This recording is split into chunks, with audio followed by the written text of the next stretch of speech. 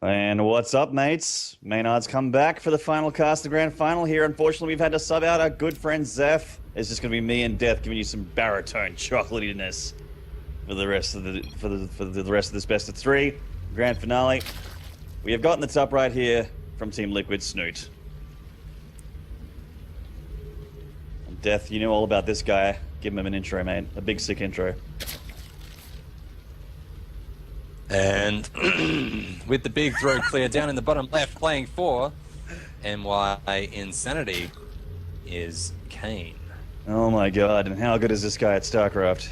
He did it. He's pretty good, man. He did an incredible job against Tigers. Now, we have to bring up the fact, though, the elephant in the room is the fact that when Snute and Kane played each other, it was not close.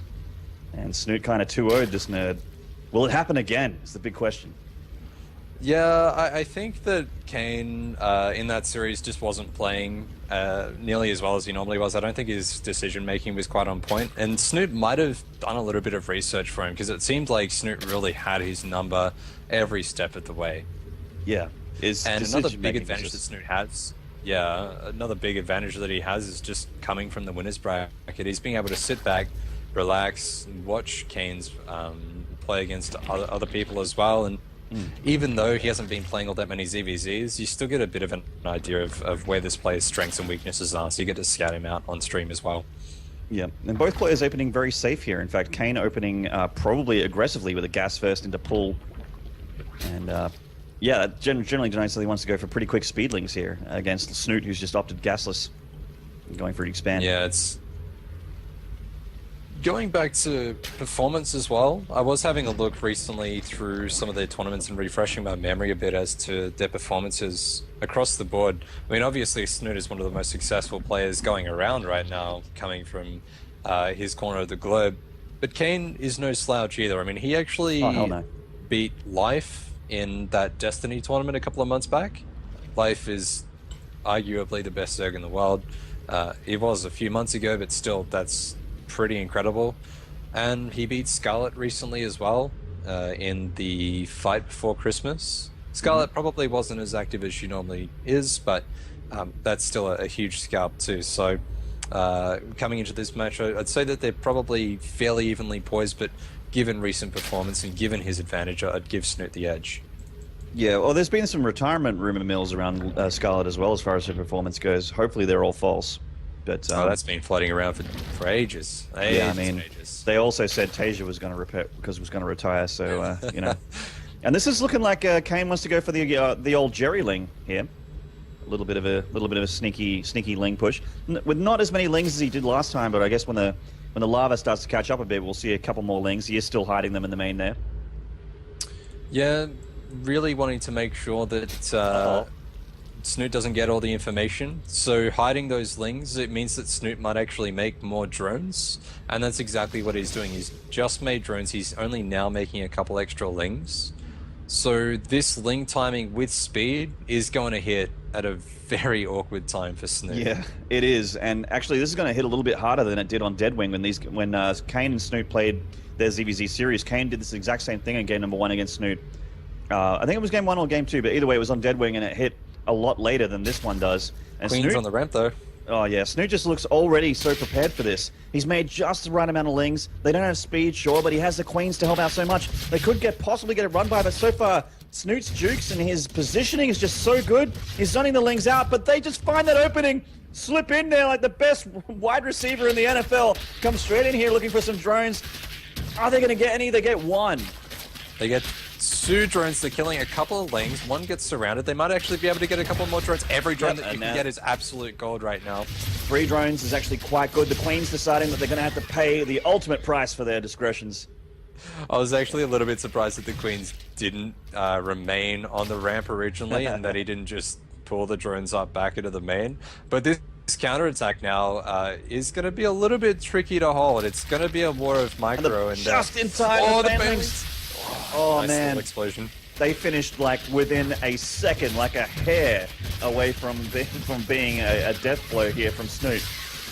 The thing is though, Snute is actually down 8 drones. Yeah. So the longer this game goes, Kane gets more of the lead. Whoop! Oh my god, that was actually a really nice trade for Snute. He got so many more banelings than Kane did. Snute might actually just be able to win here. He's got too many units, I feel.